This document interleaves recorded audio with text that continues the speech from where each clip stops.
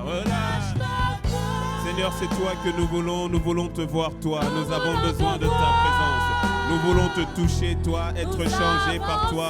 Seigneur, nous avons soif de toi. C'est toi que nous désirons. Toi et personne d'autre. Emmène-nous dans une dimension de grâce nouvelle. Révèle-toi à nous. Révèle-toi à nous. Que le voile soit déchiré. Que le voile soit totalement, complètement déchiré. Donne-nous, Seigneur, de te voir. Donne-nous de te saisir. Seigneur, relâche, relâche, relâche. C'est toi, c'est toi, c'est toi. Ta gloire, c'est toi-même. Ta Shekinah, ta personne. Ta Kabo, ta personne. Nous avons soif de toi. Révèle-toi, révèle-toi.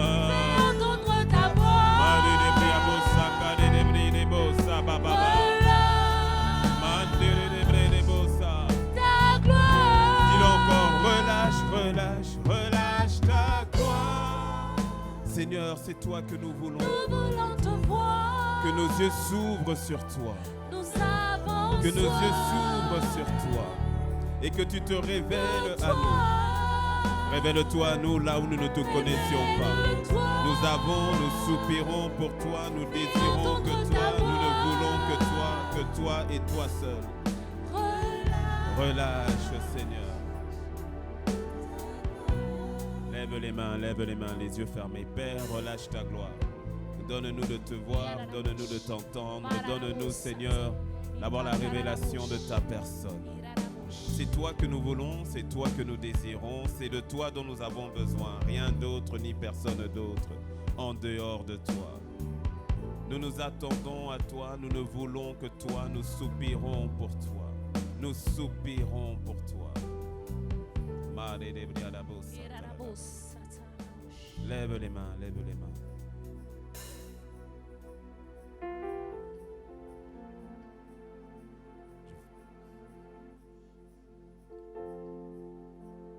Je viens dans ta présence, le cœur assoiffé de toi. Je m'attends à toi. Je m'attends à toi. Je viens dans ta présence, le cœur assoiffé de toi. Je m'attends. Je m'attends à toi. Je m'attends. Je m'attends à toi. Dis-lui je viens dans ta présence. Le cœur assoiffé de toi. Seigneur, je m'attends. Je m'attends à toi. Papa, je m'attends. Je viens dans ta présence, le cœur assoiffé de toi. Je m'attends. Je m'attends à toi. Je m'attends. Je m'attends à toi. J'ai tant besoin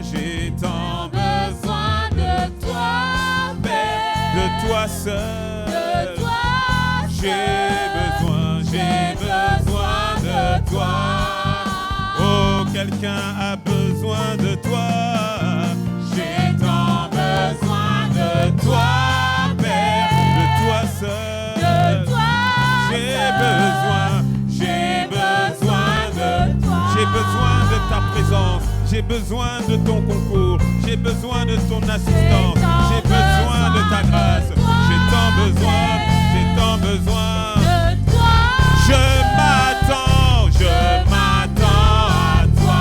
Je m'attends à ta personne, Seigneur. J'ai tant besoin de toi. Alléluia.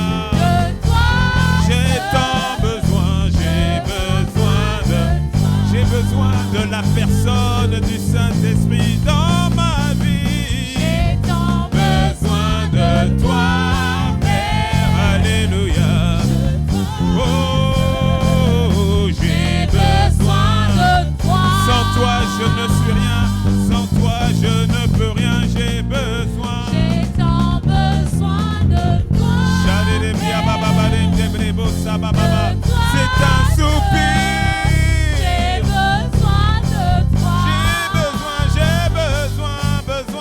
Besoin de toi.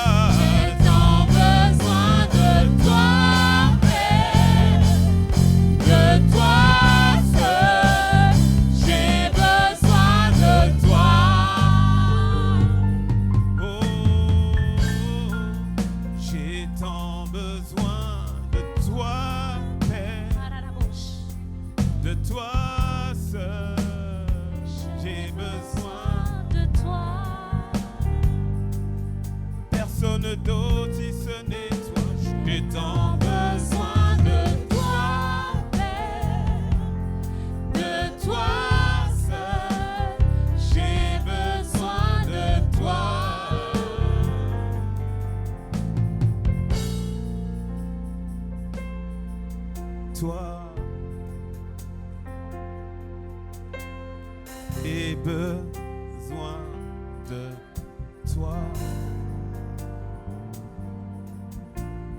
Mes yeux sont sur toi.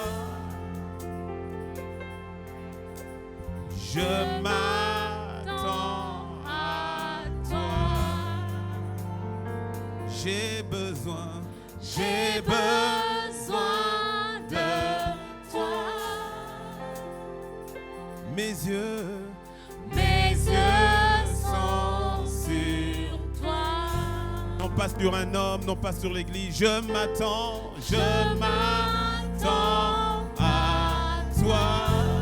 J'ai besoin de toi. Ce n'est pas un chant, c'est une prière. Je m'attends. À toi. Mes yeux sont sur toi. Mes yeux sont sur toi. J'ai besoin. J'ai besoin de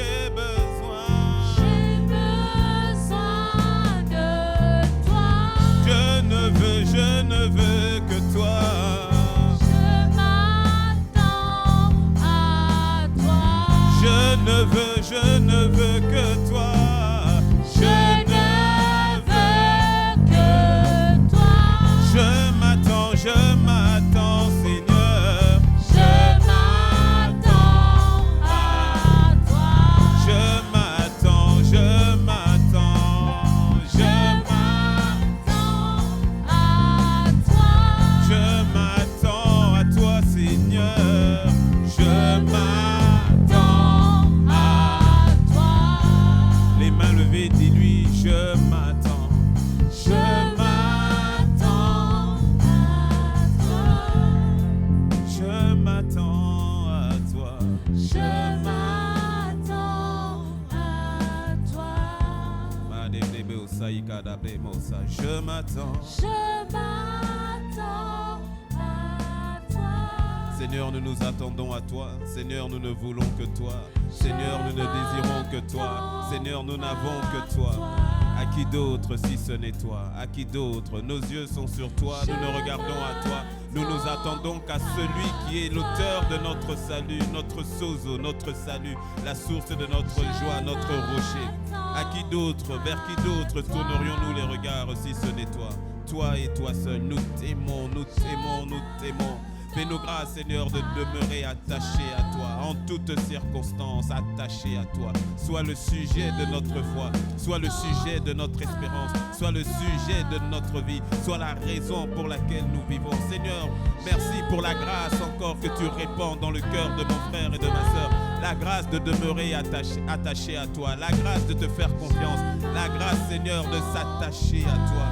Nous nous attendons à toi, non pas à un homme, non pas à une femme, mais Seigneur, à toi et à toi seul. Nous nous attendons à toi. Je m'attends à toi. Je m'attends à toi. Mes yeux sont sur toi. Mes yeux sont sur toi. Mes yeux sont sur toi. Mes yeux sont sur toi. Mes yeux sont sur toi. Mes yeux sont sur toi. Nos yeux sont sur toi, toi et toi seul. Merci pour ta présence. Merci de ce que tu nous as aimé le premier. Merci que tu es celui qui dit et la chose s'accomplit dans nos vies. Tu es celui qui libère sa parole dans la vie de ton église, dans la vie de mon frère et de ma sœur, et tu es celui qui l'emmène à pleine manifestation.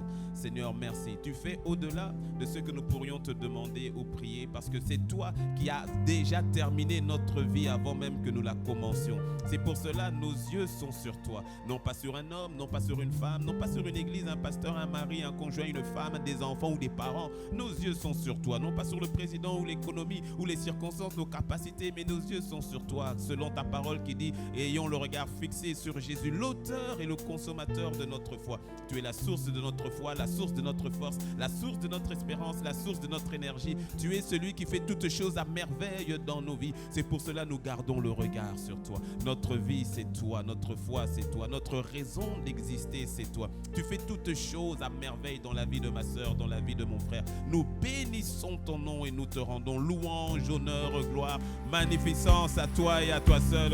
Que la majesté ne reçoive qu'à toi, ne revienne qu'à toi. Nous t'aimons, nous t'honorons, nous te glorifions et nous te célébrons dans le nom merveilleux de notre Seigneur Jésus. Nous avons ainsi prié. Inspire encore ce temps, inspire ce moment.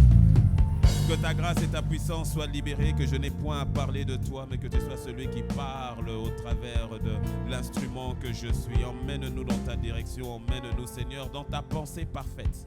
J'emmène toute pensée captive à l'obéissance de Christ et que les cœurs soient disposés. Je dévaste, je renverse toutes les forteresses qui se levaient contre la connaissance de Christ. Les prisons qui pouvaient retenir le cœur, les pensées de mon frère et de ma soeur sont brisées, bombardées, détruites maintenant dans le nom de Jésus. Et la main du Saint-Esprit te touche, la main du Saint-Esprit rend ton cœur bon, sincère, prêt, fertile à recevoir sa parole et être transformé. Que l'Esprit entende, que les cœurs entendent, que l'Église entende ce que l'Esprit a à dire à l'Église. Père, nous te rendons grâce, nous t'honorons, nous te célébrons et reçois l'acclamation de tes enfants. Amen, amen. Amen, amen, amen. Amen, amen, amen. Chantez les bébocités.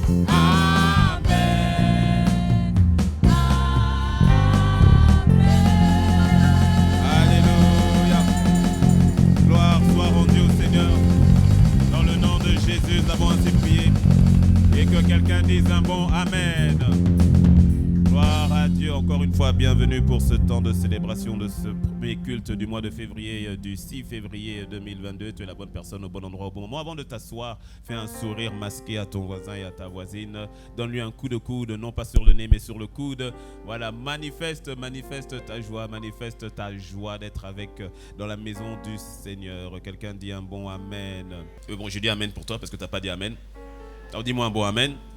Et comme vous voyez, nous sommes en phase, on va dire, d'installation, en phase de transition. Il y a énormément de choses qui doivent se faire, mais vous le voyez, hein, que ce soit au niveau de la rénovation, au niveau de la peinture, dans la salle du bas, il y a des aménagements qui sont déjà en préparatif et qui doivent se faire. Et donc nous y allons pas à pas. Mais je veux nous mobiliser pour savoir, pour nous rappeler que nous sommes en mode fin d'acquisition. Quelqu'un dit Amen. En fait, nous y sommes, c'est vrai. Mais l'acquisition totale, complète, finale n'a pas encore été accomplie. Mais j'ai foi en Dieu. Parce que je sais que tu as foi en Dieu aussi. Et parce que nous sommes tous concernés. Dis-moi un bon Amen. Et pour cela, on ne peut pas encore embrayer maintenant sur tout ce qui est la rénovation, la restauration et différentes choses qu'on doit mettre en place dans la maison, tant qu'on n'a pas totalement achevé la phase acquisition. Je rends vraiment grâce à Dieu parce que rappelle-toi le projet initial sur les 2600 mètres carrés, et le projet toujours est en cours, parce qu'il y a l'auditorium qui doit être créé, qui doit sortir de sous terre. Dis-moi un bon Amen. Ouais, tout cela, on est vraiment en mode transition. On va laisser un héritage pour nos enfants et pour les enfants de nos enfants. J'ai pas entendu toi Amen. On va laisser un lieu, tu sais, lorsque c'est une chose, quand à chaque fois que l'Église rentre dans la dimension d'acquisition, c'est un autre combat. Est-ce que tu le sais? Pourquoi? Parce que quand tu décides de dire, ok, maintenant on a un lieu, ce lieu nous appartient. Les forces territoriales te disent, tu vas aller où? Vous voulez faire quoi? Parce que quand tu achètes, comme nous l'avons fait, comme nous avons pris acquisition du lieu, quand nous sommes ici, ça veut dire qu'on est en train de dire aux entités qu'on est là pour y rester. Est-ce que tu me suis? À partir d'ici, à partir de là, on continue de conquérir. Ton Amen m'embête. Et donc, à chaque fois que l'Église rentre dans cette dimension d'implantation, automatiquement, l'adversité est beaucoup plus forte. Mais nous bénissons le Seigneur qui a fait de toi et de moi déjà des plus que vainqueurs. Dis-moi un bon Amen. Voilà. Et ceux qui commencent ici va s'étendre à Porto Novo. Parce que Porto Novo maintenant aussi est sur le projet d'acquisition. Dis-moi un bon amen. Ah. Et ceux qui s'étendent à Porto Novo va monter à Parakou. Je te dis, il y a 12 départements au Bénin. On va être dans les 12 départements implantés. Le royaume de Dieu doit s'étendre. Les personnes doivent être sauvées, les personnes doivent être changées, les personnes doivent sortir des ténèbres et venir dans le royaume de lumière de Christ Jésus. Ce sera le partage de nos compatriotes. Dis-moi un bon amen. Mais ton amen est petit. Et vraiment, nous bénissons le Seigneur pour la mobilisation. On sait que c'est le Seigneur qui le fait au travers de toi, au travers de moi, au travers de chacun d'entre nous. Et depuis le projet sur la mobilisation, qui était un projet à plusieurs centaines de millions, et nous rendons grâce à Dieu parce que le Seigneur est celui qui donne la semence au semeur. Et il a donné la provision au travers de toi et au travers de moi. Et on voit vraiment de manière miraculeuse comment le Seigneur nous a emmenés jusqu'ici aujourd'hui. Et à cela, je dis encore un bon amen. Voilà. Et c'est la toute dernière ligne droite. Nous avions une échéance qui était au 31 janvier. Sur la dernière tranche, pour ceux qui nous rejoignent, mais rappelle-toi, toi qui étais là, la dernière tranche était une tranche de 75 millions sur lesquels nous avons donné 35. Dis-moi, 35, 75, 40, non. 35, c'est ça, 35. Et donc, il y a une dernière partie de 30 qui reste avant que nous puissions continuer le travail ici. Dis-moi amen. Non, mais ceux qui ont donné, tu sais, tu dis, moi j'ai donné, je suis content. Ceux qui n'ont pas encore donné, je dis, moi aussi je veux participer et je vais nous inviter vraiment en une dernière ligne droite. Je crois, parce que l'échéance a été dépassée et je crois que c'est tout à fait possible que nous puissions terminer ça en un rien de temps. La vérité, c'est que je veux que nous puissions terminer ça même en une semaine. Mais oui, 30 millions, c'est pas compliqué, c'est 30 personnes qui donnent 1 million. C'est fini. Bon, d'accord, c'est 60 personnes qui donnent 500 000. Et puis c'est bon. Bon, d'accord, c'est 300 personnes qui donnent 100 000. Est-ce que ça te parle? Nous sommes plus d'un millier. Nous sommes plus d'un millier. Bon, je dis plus d'un millier parce que maintenant, comme il y a aussi une partie qui est au centre-ville, mais nous sommes plus d'un millier. Sur les chiffres, on est quasiment 2000. Donc si on a 300 personnes qui disent moi je donne 100 000, ou bien c'est 600 personnes qui disent je donne 50 000, c'est largement atteignable. En une semaine, on dit voilà, monsieur les notaires, c'est bouclé. Dis-moi un bon amen. Mais que ce soit, je lance, en tout cas si tu veux nous rejoindre, parce que nous on est dedans. On est dedans. Et là, je parle même par rapport aux vœux, parce que tu sais, nous sommes toujours sur la base des vœux que tu as fait à Dieu. Que tu as fait. Je parle rien que sur la base des vœux qui ont été faits de manière totalement volontaire. De manière totalement volontaire. Et dans l'accomplissement de ces vœux-là, largement, normalement, on est au-dessus. On a déjà entamé la rénovation et autres. Dis-moi un bon amen. Donc vraiment, ne remets pas à demain ce que tu sens que tu dois faire aujourd'hui. Si tu sais que tu dois le faire tout à l'heure, fais-le. Si tu sais que tu dois le faire cette semaine, fais-le. Mais cette semaine. Et que je libère la provision cette semaine. Et pardon, par les compassions de Christ. Parce que je libère une parole prophétique. Par les compassions de Christ. Pour certains, la provision, tu l'as déjà. Et à toi simplement de dire, Seigneur, avec amour et avec joie et avec foi, je la libère. Et pour quelqu'un d'autre, la provision vient cette semaine. Si ce n'est pas tout à l'heure ou demain ou mardi, cette semaine. Et quand ça va venir de manière miraculeuse, parce que cette parole a été libérée. Je te dis, j'ai une foi. Bon, c'est vrai que c'est le pasteur qui a la pression après au niveau des autorités. Mais ça va aller. Dis-moi un bon amen. Mais j'ai une foi sereine. Dans ce que cette œuvre, ce n'est pas la mienne. C'est la sienne. Et donc, il est celui qui donne la semence au semeur. Et que cela soit libéré dans ta vie. Je ne parle pas de cette même semaine. Et quand tu verras une percée financière particulière, rappelle-toi de cette parole qui vient d'être libérée. Dis-moi un bon amen. Dis-moi un bon amen. Père, qu'il en soit ainsi dans ton église. Merci pour ta grâce. Merci parce que tu as déjà pourvu en toutes choses et que ta grâce soit libérée maintenant dans le nom de Christ Jésus. Et quelqu'un dit un bon amen. Dimanche dernier, j'avais parlé, le titre de dimanche dernier, c'était « Garde ton cœur pour la pleine manifestation de ta destinée ». Garde ton cœur pour la pleine manifestation de ta destinée. Nous sommes dans la décennie de la domination, et cette année en particulier, au travers du pasteur Yvan, le Saint-Esprit, le Seigneur nous a parlé entre autres de la manifestation de ta destinée. Je répète, lorsque le Seigneur dit la manifestation de ta destinée, cela ne veut pas dire que jusqu'ici tu n'avais pas manifesté ta destinée, non. Mais parce que dès le moment où tu as démarré sur cette terre, et en l'occurrence avec le Seigneur, ta destinée est déjà entamée. Ta destinée, c'est ta vie. Mais lorsque le Seigneur dit, s'il dit la manifestation de ta destinée, ça veut dire qu'il met l'accent sur le fait que pour certains, tu vas y rentrer pleinement, d'autres, tu y es, mais tu vas aller dans une accélération. Certains, cette année va être un moment de shift ou encore de changement total et radical par rapport à ce que Dieu veut pour toi. Parce que nous l'avions dit dimanche dernier, au fait, ta destinée, c'est Christ. C'est-à-dire c'est le Seigneur qui t'a suscité à dessein. C'est le Seigneur qui t'a créé à dessein. Avant que tu ne sois dans le ventre de ta mère, je te connaissais. Personne ici n'est le fruit du hasard. Alors c'est vrai que lorsqu'on arrive sur cette terre, nos choix ou encore les circonstances de la vie auront une tendance à nous emmener sur un chemin ou sur un autre. C'est vrai, mais le Seigneur, lorsqu'il dit la manifestation de ta destinée, veut dire que d'une manière ou d'une autre, ce qu'il a dit qu'il fera de toi, il le fera. Et je dis amen pour toi-même. Je dis amen pour toi-même. C'est ainsi que lorsque la parole du Seigneur est libérée, comme elle a été libérée en début d'année, comme elle est libérée dimanche après dimanche, comme elle est libérée jour après jour dans ta vie, quand la parole du Seigneur est libérée, ton cœur doit être trouvé fertile afin de la recevoir. Ton cœur doit être trouvé fertile afin de ne point faiblir dans la parole qui lui est donnée. Rappelle-toi la parabole du semeur qu'on retrouve dans le livre de Marc, qu'on retrouve aussi dans le livre de Luc au chapitre 8. Quand on parle de la parabole du semeur, on dit que la parole est tombée. Il y a 4 types de terre. Il y a donc le cœur qui est comme le chemin. C'est que la parole tombe dessus, mais les oiseaux du ciel viennent et la récupèrent. C'est Satan qui vient, qui récupère la parole, et donc la parole n'a aucun effet. Il y a aussi la parole qui est comme un rocher, c'est-à-dire ce sont des effets temporaires. Quand tu reçois la parole, tu es content au départ, mais lorsque viennent les adversités, lorsque viennent les obstacles de la vie, tout à coup il n'y a plus de persévérance, et on dit alléluia, amen, mais dès qu'il y a une opposition, et l'opposition vient souvent en fonction de la parole que tu as reçue,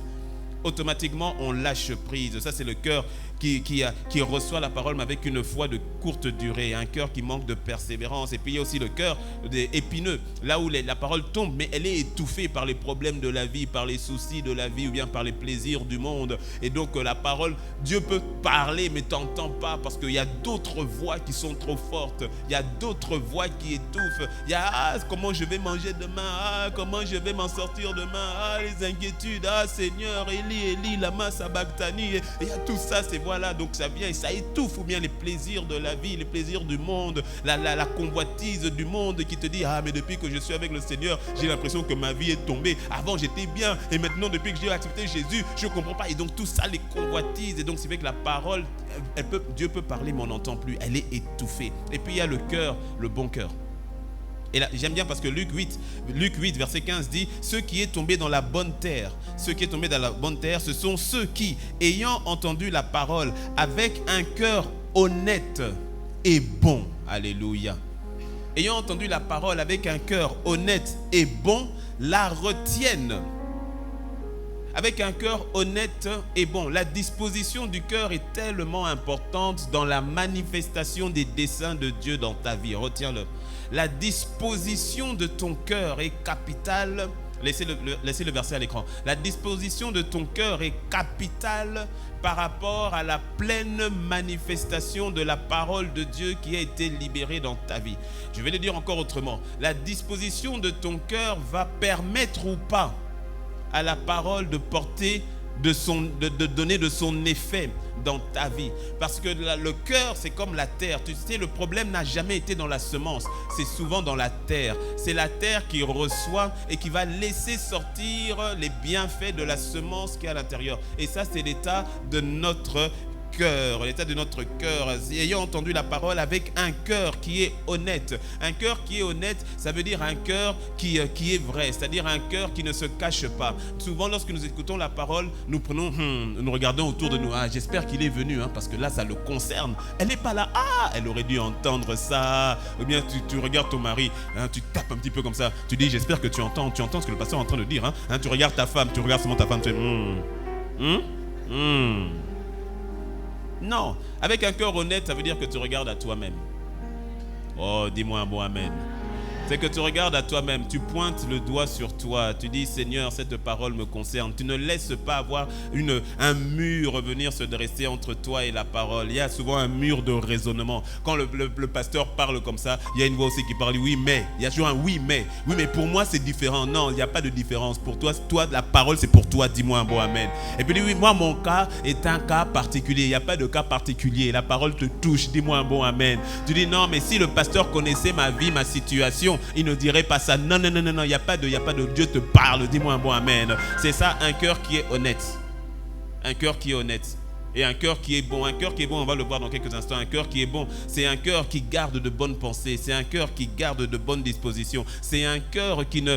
Tu vois, parce que Dieu peut parler, mais lorsqu'on garde dans son cœur des choses qui sont en opposition avec Dieu, même cette parole ne porte pas de son fruit. Dieu peut parler, mais lorsque tu gardes dans ton cœur des pensées mauvaises, des pensées de mensonges, des pensées de haine, des pensées de colère, des pensées d'amertume, tu vois, c'est cela, c'est-à-dire que dans ton cœur, il y a un dépôt qui n'est pas le bon. Et lorsque ce dépôt n'est pas le bon, tout ce que tu as que tu as accepté de garder à l'intérieur va rendre la parole de Dieu inefficace. Mais que cela ne soit pas ton cas dans le nom de Jésus. Un cœur qui est bon, donc c'est un cœur qui garde la bonté, qui garde la vérité, qui garde la douceur, qui garde ce qui est vrai, pur, digne de louange. C'est ça un cœur qui est bon. Et de telle manière que lorsque tu gardes ton cœur dans cet état-là, quand la parole vient, elle trouve un environnement favorable. Garder un cœur honnête, c'est un cœur vrai, un cœur sincère et un cœur bon. En faisant en sorte de toujours garder dans ton cœur les choses, les pensées qui viennent de Dieu. Philippiens 4, verset 8 nous dit les choses. Viens avec moi dans Philippiens 4, verset 8. Affichez-moi Philippiens 4, verset 8.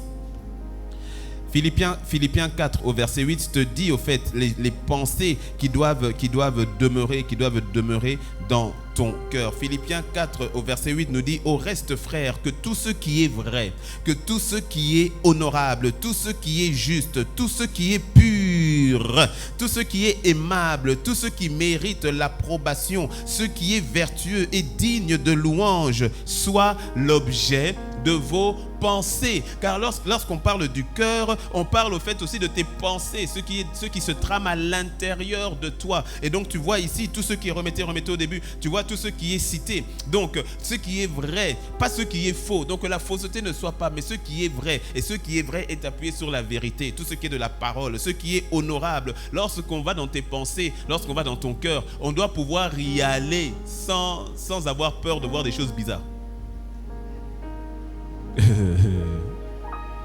En fait, tu sais, la notion du cœur, si tu veux garder ton cœur pur, honorable et toutes ces choses, tu dois toujours avoir cette attitude qui consiste à dire: si mon cœur était affiché maintenant sur les écrans, est-ce que j'aurais honte?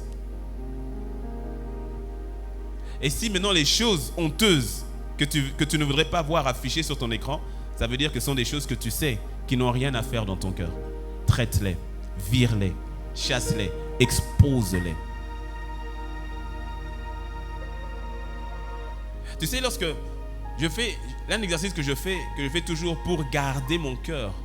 Proverbe 4, verset 23, garde ton cœur, car de lui proviennent les sources de la vie. Garde ton cœur plus que toute autre chose, car de lui proviennent les sources de la vie. L'une des choses que je fais en sorte de garder mon cœur, c'est-à-dire que j'essaie de voir, est-ce que les pensées que j'ai par rapport à mon prochain sont des pensées que j'accepterais qu'elles soient exposées. Et si dans les pensées que j'ai par rapport à mon prochain, il y a un point que je n'aimerais pas voir exposé, je me dois de traiter ce point. Dis-moi un bon amen.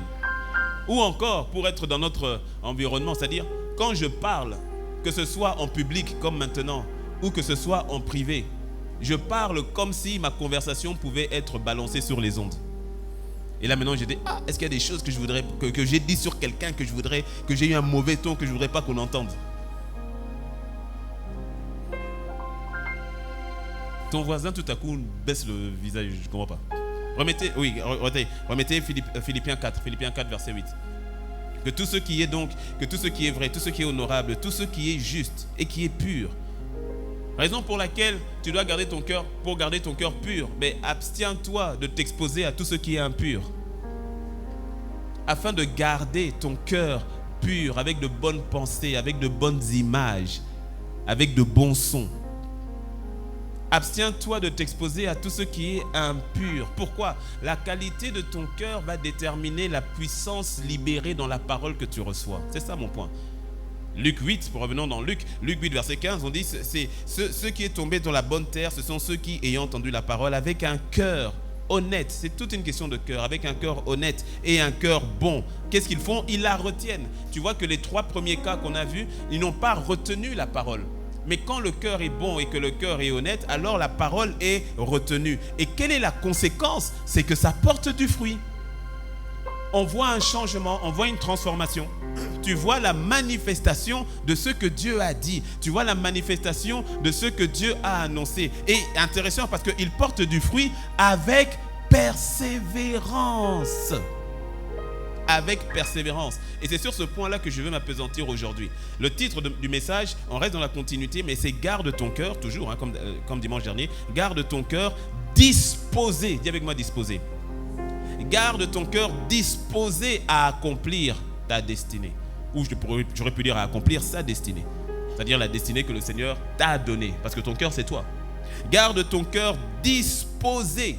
Garde ton cœur dans les bonnes dispositions. Garde ton cœur dans le bon paramétrage afin de voir la pleine manifestation de la parole de Dieu dans ta vie, afin de voir ta destinée être manifestée. Dis-moi un bon amen et je continue. C'est pas un bon amen ça. C'est un petit amen ça. Voilà. C'est que le premier culte c'est le matin. Et le matin il renouvelle ses bontés. Alléluia. Et donc il renouvelle ses forces aussi. Dis-moi un bon amen. Un cœur, écoute-moi bien maintenant. Un cœur peut avoir. Non, pas mineur. Un cœur peut avoir de bonnes dispositions. Écoute-moi bien. Un cœur peut avoir de bonnes dispositions et finir quand même par devenir, entre guillemets, mauvais. Je vais dire autrement. Tu sais, dans la vie, quand tu vois quelqu'un qui a mal tourné, ça ne veut pas dire que la personne avait commencé comme ça. Et de la même manière que quand tu vois quelqu'un qui a bien tourné, ça ne veut pas dire non plus qu'elle avait forcément commencé comme ça. J'ai remarqué, et tu l'as peut-être remarqué aussi dans la vie, qu'il y a des personnes qui avaient de très bonnes dispositions de cœur à un moment donné de leur vie au départ, et puis à cause de certaines circonstances de la vie, à cause de certaines épreuves ou à cause de certaines difficultés, adversités, la personne a littéralement changé. C'est une erreur de penser que si j'ai un bon cœur aujourd'hui, ça va rester comme ça indéfiniment. C'est une erreur. C'est une forme de séduction.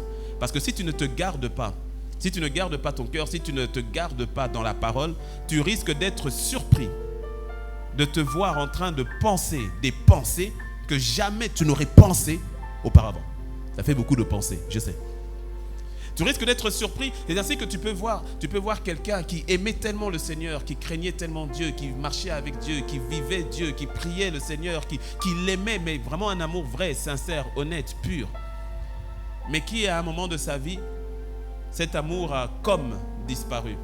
Et l'attitude de cette personne vis-à-vis du même Dieu qu'il aimait, du même Dieu qu'il priait, du même Dieu qu'il célébrait, qu'il adorait, tout à coup, c'est comme si ils étaient devenus étrangers, voire inconnus. Qu'est-ce qui s'est passé? Le cœur.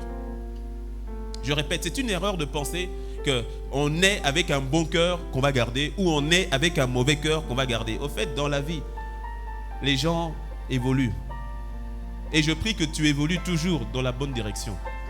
La notion de disposition de cœur est vraiment capitale. Je répète, lorsqu'on parle de cœur, on fait allusion aux pensées qui sont dans le cœur. Raison pour laquelle tu dois constamment checker, analyser tes pensées, analyser, veiller sur ton cœur. Là, tu sais, tu n'as pas besoin tu n'as pas besoin d'inviter la poussière pour rentrer dans ta maison. Elle s'invite elle-même. C'est vrai ou c'est pas vrai? Elle s'invite elle-même. Même si tu fermes tes volets, ce que tu veux, tu fermes les fenêtres, tu fermes la porte, et puis tu t'en vas. Une semaine après, tu reviens, il y a la poussière. C'est vrai ou c'est pas vrai? Et donc, tu es obligé de faire un nettoyage constant de ta maison. Constant. Il y a des personnes, bon, pas toi. Il y a des personnes et tout, il regarde en apparence, il dit bon, tout est propre. Et puis il revient 3 jours après, oh c'est toujours propre. Et puis il revient une semaine après, il dit c'est toujours propre. Donc il nettoie rien. Pas toi, j'ai dit quelqu'un, pas toi. Mais quand tu sais que tu dois garder ta maison propre, même quand en apparence ça a l'air propre, quand tu passes le doigt comme ça, tu dis oh, d'où vient cette couche de poussière? Et donc tu es obligé de nettoyer constamment, d'avoir un planning pour nettoyer. Nous avons un planning pour nettoyer nos maisons. Avons-nous un planning pour nettoyer nos cœurs? Nous avons un planning pour nettoyer nos voitures. Avons-nous une discipline qui consiste à nettoyer nos cœurs? Dis-moi un beau amen. Dis-moi un beau amen. Mets la main sur ton front. Mets la main sur ton front. Mets la main sur ton front. Quand tu mets la main sur ton front, c'est pour certains d'entre vous. Que la fatigue te quitte maintenant au nom de Jésus. Et que tu entendes ce que l'Esprit est en train de te dire. Que tu entendes ce que l'Esprit est en train de te dire. Et j'emmène tes pensées captives à l'obéissance de Christ. J'emmène la vigueur dans ton corps maintenant dans le nom de Jésus. Et que tu entendes ce que l'Esprit est en train de te dire. Et que tous les faux raisonnements tombent dans le nom de Jésus. Dis-moi un bon amen. Maintenant, secoue ton voisin. Secoue ton voisin, j'ai dit. Secoue-le bien, secoue-le, secoue-le.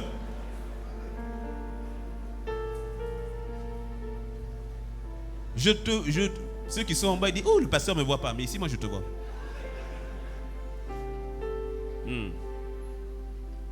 Parce que tu dois capter, non, c'est très sérieux ce que je suis en train de faire. Hein. C'est très très sérieux ce que je suis en train de faire. Parce que la profondeur de ce que le Seigneur est en train de dire te concerne. Ça te concerne. Alors l'ennemi veut t'emmener à... Ou bien dire, je suis fatigué. Non, non, non, c'est très sérieux ce que le Seigneur est en train de te dire. Dis-moi un bon amen. J'ai pas entendu ton amen. Wow. Parce qu'on est en train de parler de ta destinée. Il y a tellement de choses qu'on prend à la légère, au fait. Et on ne se rend pas compte que, tu sais, faire une déviation de 2 cm sur une distance de 100 mètres, ça ne donne rien. Mais lorsque tu fais 10 km, tout à coup, tu vas voir que la déviation était sérieuse. Pourquoi? À cause de l'état du cœur. Parce qu'on peut accepter l'état d'un cœur en croyant qu'il est bon. En croyant qu'il est OK selon Dieu. Mais sans s'en rendre compte, au bout de quelques années, on voit qu'on est loin de ce que Dieu voulait pour nous. Que cela ne soit pas ton partage dans le nom de Jésus. Et puis après, on risque de penser que Dieu avait menti. Non, Dieu ne ment point. Il n'est pas un homme pour mentir, ni un fils de l'homme pour se repentir. Bien souvent, qu'est-ce qui s'est passé? L'état de notre cœur. L'état de notre cœur. On en arrive à avoir des faux raisonnements. On en arrive à avoir, sans s'en rendre compte, à tirer des fausses conclusions sur ce qui nous est arrivé, ou bien sur là où nous sommes, et on va donner des justifications qui n'ont rien à voir avec ce que Dieu avait dit au départ. Pourquoi? L'état du cœur. L'état du cœur. Tu dois veiller sur celui-ci de manière constante. Tu dois veiller sur lui de manière constante pour t'assurer. C'est pour ça que David pouvait le dire à sa manière. Il dit, sonde-moi, ô Dieu, et vois si je suis toujours sur le chemin de l'éternité. Sonde mon cœur, sonde mes intentions, sonde mes motivations, sonde mon état d'âme. Quel est mon état d'âme par rapport à ma vie aujourd'hui, par rapport à ce qui m'est arrivé, ou par rapport à l'adversité, ou par rapport à ta parole, ou par rapport aux situations? Quel est mon état d'âme? Quelles sont mes pensées? Quelles sont les pensées qui sont en train de me guider véritablement? Est-ce que ce sont les pensées alignées à ta parole, ou bien ce sont les pensées humaines? Rappelle-toi, quand Pierre est venu devant Jésus pour lui dire non, tu n'iras pas à la croix, tu ne vas pas être crucifié, Jésus a reculé. Il a dit, arrière de moi Satan, car tes pensées sont des pensées humaines. Est-ce que tu me suis?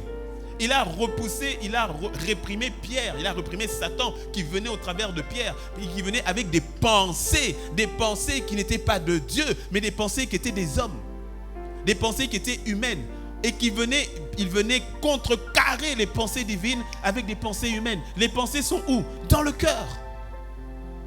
Lorsqu'on parle de destinée, on parle de destination, on parle de ta vie, on parle de ce que Dieu a dit qu'il allait faire. Avant que tu ne naisses, il avait déjà arrêté un planning pour toi. Donc on parle de la manifestation de ta raison de vivre, de ta raison d'être. Et il y a un élément capital par rapport à cela, c'est ton cœur. C'est ton cœur. Tu ne peux pas prendre cela à la légère. C'est ainsi que les événements qui arrivent, tu vois, même quand par exemple même quand tu as des événements heureux qui t'arrivent, analyse toujours ton cœur. Oui. Parce que parfois, c'est après les plus grandes victoires que surviennent les plus grosses défaites. Tu sais, si je suis ici et que je tombe là, c'est pas très haut. Mais si je monte au 5e étage, je suis élevé. Là, si je tombe, aïe. Là, c'est différent. Après les plus grandes victoires, souvent, c'est là il faut encore mieux checker ton cœur. C'est pour ça que Jésus, tu vas voir, quand tu regardes la vie de Jésus, quand il fait les miracles, tout ça, et puis à la fin, on dit, on veut le prendre, on veut le mettre au roi. Il disparaît, il va où? Seul, dans le lieu secret, dans la présence du Père. Après les plus grandes victoires, c'est là où tu dois apprendre à te retirer encore mieux, dans la présence du Père. Tu viens de gagner un grand marché, tu es tellement content, gloire à Dieu, les millions vont tomber. Retire-toi. Avant que ces millions commencent à te faire croire que tu es devenu quelqu'un à cause des millions. Avant que ces millions te donnent maintenant des idées bizarres que tu n'avais pas avant. Retire-toi. Va dans sa présence. Laisse encore le Seigneur travailler ton cœur. Tu sais, souvent, c'est quand tu fais une grande fête à la maison, après la fête, qu'il faut encore bien nettoyer la maison. Or, la fête, c'est un événement joyeux. Quand tu fais un mariage ou tu fais une fête, tout ce que tu veux. Après, là, le matin, souvent, c'est là que tu dis « Aïe !» Tu regardes l'état de la cuisine, l'état du salon, tout ça, tu dis « Aïe !» Pourtant, pendant la fête, tu étais content, tout le monde dansait. Puis le lendemain, tu dis « Aïe !» C'est souvent ça. Quand un événement est heureux, nettoie. Dis-moi un bon amen. Ah oui. Quand il y a un événement malheureux, nettoie. En toutes circonstances, veille, garde. Alors tu vois, dans le cœur, il y a comme 2 compartiments majeurs, en fait. Ou bien je pourrais parler de 2 composantes majeures. Dans le cœur, il y a, quand on parle du cœur ou on parle de tes pensées, il y a on va parler peut-être des éléments même qui constituent ton cœur. Lorsqu'on avait fait à l'époque la série Garde ton cœur, on disait que dans le cœur, il y a les croyances, il y a la volonté. Mais je vais aller un peu dans un élément plus simple, en disant qu'en fait, les éléments que tu vas trouver dans le cœur, il y a des choses que tu vas trouver dans le bon cœur en tout cas. On vient de le dire, un peu comme l'amour, la bonté, la douceur, le fruit de l'esprit déjà. Tu vois, tu vas trouver la douceur, la bonté, l'amour au niveau du cœur.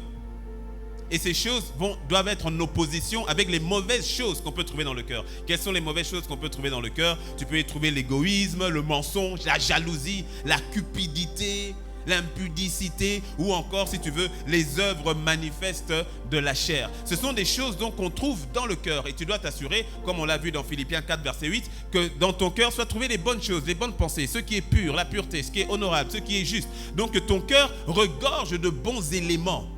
Dis-moi un bon amen. Mais tu dois aussi, il n'y a pas que les éléments, il y a aussi, et c'est peut-être ça qui est le plus subtil, il y a aussi la disposition du cœur.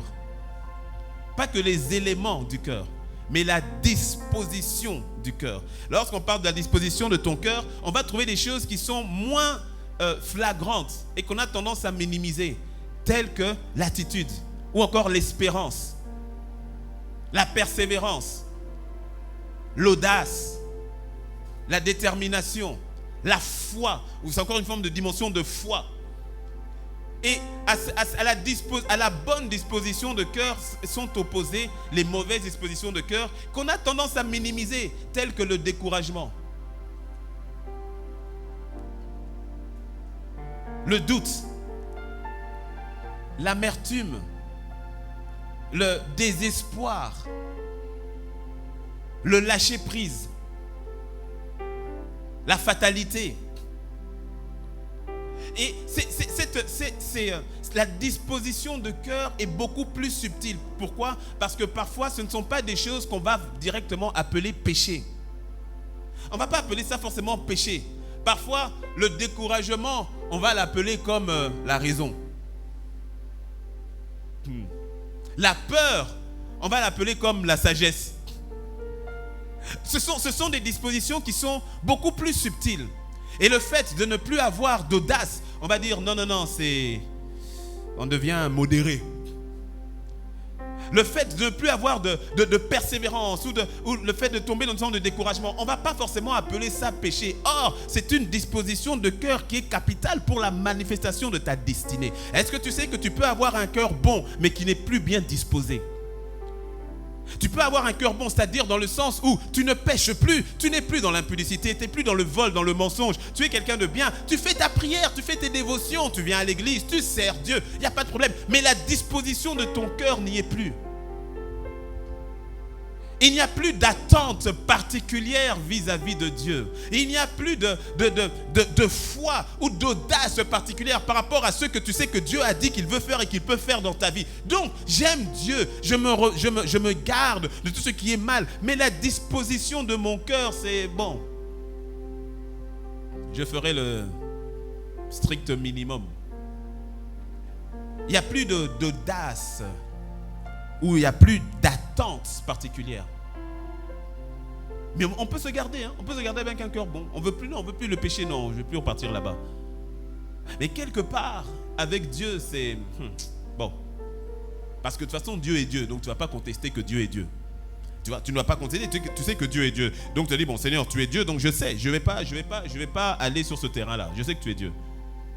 Mais il y a une notion de savoir que Dieu est Dieu et une notion de savoir que Dieu est Dieu dans ta vie. Est-ce que tu me suis? Les dispositions de notre cœur sont souvent négligées. Du fait, comme je l'ai dit, qu'on n'y parle pas ou on n'y voit pas la notion du péché manifeste. On peut être quelqu'un de bien, mais de quelqu'un de bien qui ne croit plus. Ou encore de quelqu'un de bien qui n'espère plus. Et tu vas le voir, comment tu vas voir un peu ces symptômes comment, c'est-à-dire que parce que tu sais que Dieu est Dieu et voilà, tu vas le voir dans le sens où j'aime Dieu, parce que tu l'aimes toujours, j'aime Dieu, mais mon cœur, ou je dirais mon intérêt n'est plus dans les choses de Dieu. Et sans t'en rendre compte, tu vas commencer maintenant à t'appuyer sur toi-même. Tu vas commencer à faire les choses sur la base de tes raisonnements. Comment tu le sais?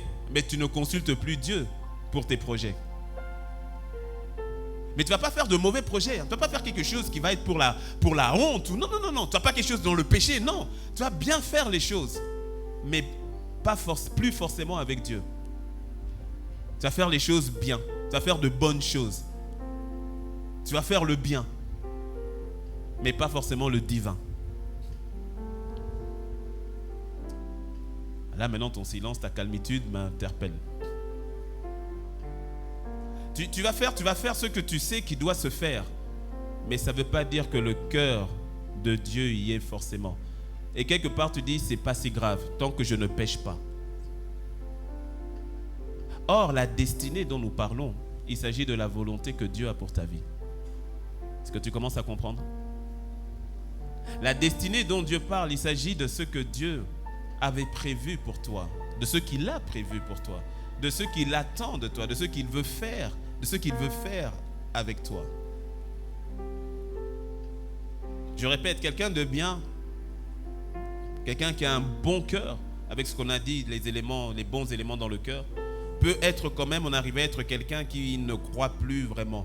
Quelqu'un qui ne pêche pas, qui ne se souille pas, mais en même temps qui ne rêve plus. Qui n'a plus vraiment envie d'avancer ou qui n'a plus la foi ou la force.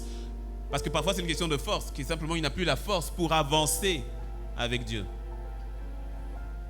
Parce qu'à un moment donné, Dieu avait dit, tu y as cru et puis il y a eu de l'adversité qui est arrivée et puis ce qu'il avait dit, ce n'est pas arrivé, surtout comme tu pensais que ça devait arriver. Ça ne s'est pas manifesté comme tu pensais que ça devait se manifester et puis tout à coup il y a une forme de bon, ok.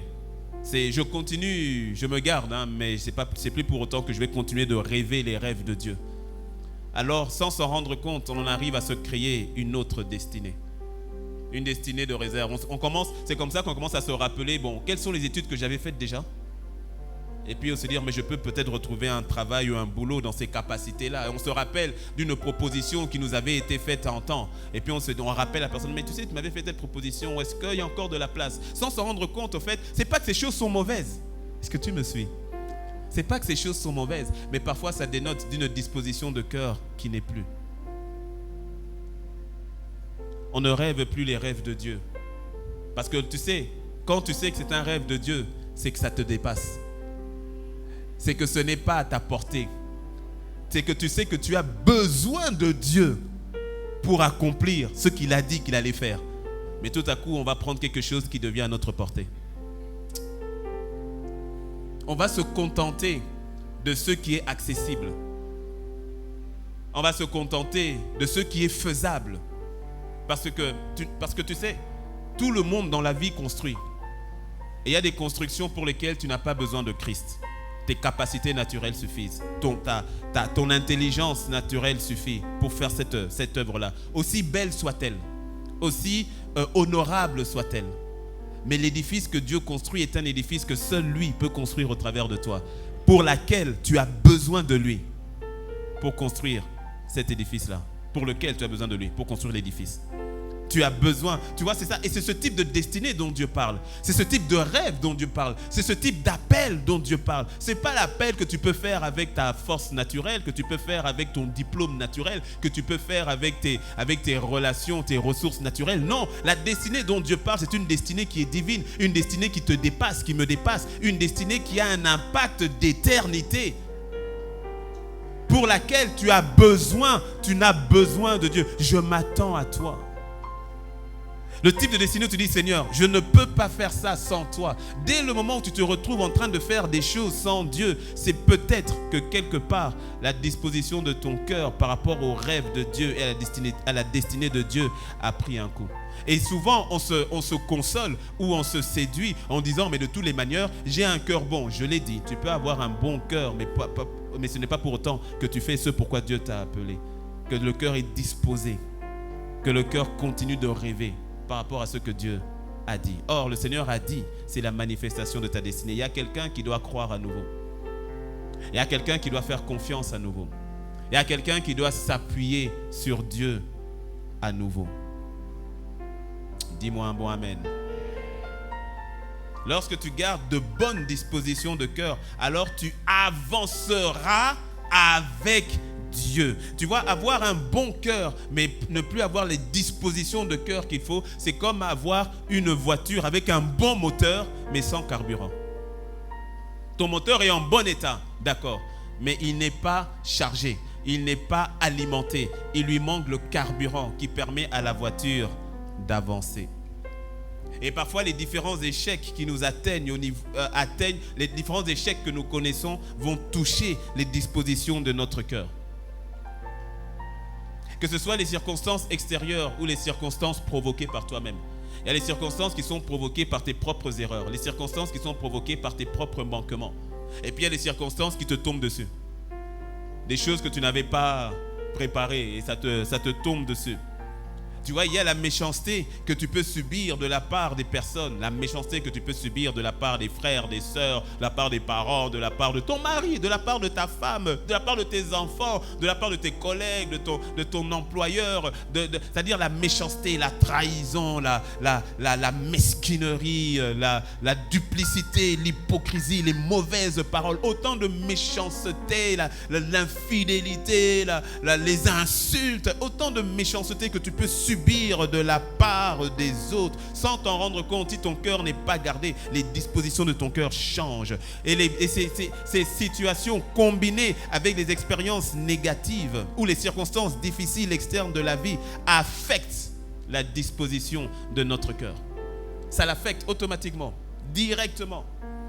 Et si tu n'y prends pas garde, parce que j'insiste, le fait de prendre garde, c'est pour ça qu'on dit garde ton cœur, protège, veille, check, arrête-toi un instant et regarde, est-ce que les situations extérieures n'ont pas affecté les dispositions initiale de mon cœur par rapport à Dieu? Est-ce que le fait que cette situation de maladie est perdurée? Pourtant, lorsqu'on a fait le temps de prière, tous les autres étaient guéris. J'ai entendu les témoignages, j'ai vu que tel était guéri, j'ai entendu que l'autre avait le même problème que moi d'endométriose, et pourtant elle a été guérie, et moi j'ai toujours ce problème d'endométriose, et l'autre a été guéri par rapport à ce problème de dos qu'il avait, et moi j'ai toujours le même problème de dos. Et puis sans t'en rendre compte, si tu ne gardes pas ton cœur, tu peux en arriver à penser que Dieu, les autres oui, mais moi non. Alors Seigneur, je t'aime, mais... Et sans s'en rendre compte, on en arrive au fait à être atteint dans les dispositions de notre cœur. Lorsque tu as prié, tu as jeûné, tu as intercédé pour que ton être cher ne meure pas. Il était malade, tu as prié, tu as jeûné, tu avais entendu le témoignage des autres, comment est-ce que Dieu pouvait guérir de manière miraculeuse. Tu as prié, tu as jeûné, tu as intercédé et au final, tu as dû enterrer ton être cher. Si tu ne gardes pas ton cœur sans t'en rendre compte, tu peux en arriver, Dieu oui, mais... Dieu, d'accord, mais... Alors, sans t'en rendre compte, c'est tellement subtil. Les rêves de Dieu, tu dis, oui, c'est bon, ça va. Seigneur, c'est bon. Je sais que tu es capable, mais pas forcément dans ma vie. Les dispositions de cœur. Or, le Seigneur parle de ta destinée. Est-ce que tu me suis? C'est tellement capital. Combien de personnes n'ont pas jeté l'éponge par rapport au projet divin à cause de situations extérieures, de situations parfois intérieures ou extérieures, mais de situations qui ont emmené adversité, obstacles. Et puis on s'est dit, ah Seigneur, on ne le dit pas comme ça, mais la disposition de notre cœur le témoigne en disant, quelque part, tu m'as un peu blagué quoi. On ne veut pas dire tu vas pas dire tu m'as menti, mais tu as un respect pour Dieu. Hein. Bon, parfois, quand le cœur est tellement atteint, tu dis, ah Seigneur, tu vas à gauche, moi j'irai à droite. Je ne veux plus, je veux plus. Là, c'est quand le cœur est vraiment atteint à l'intérieur. Mais bien souvent, on ne va pas se l'avouer comme ça. On ne va pas se l'avouer comme ça.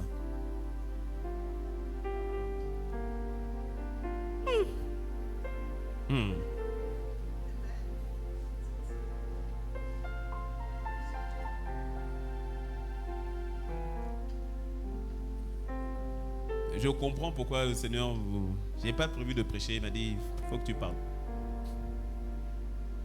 Mais c'est son amour qui est libéré en ce moment. Ouais.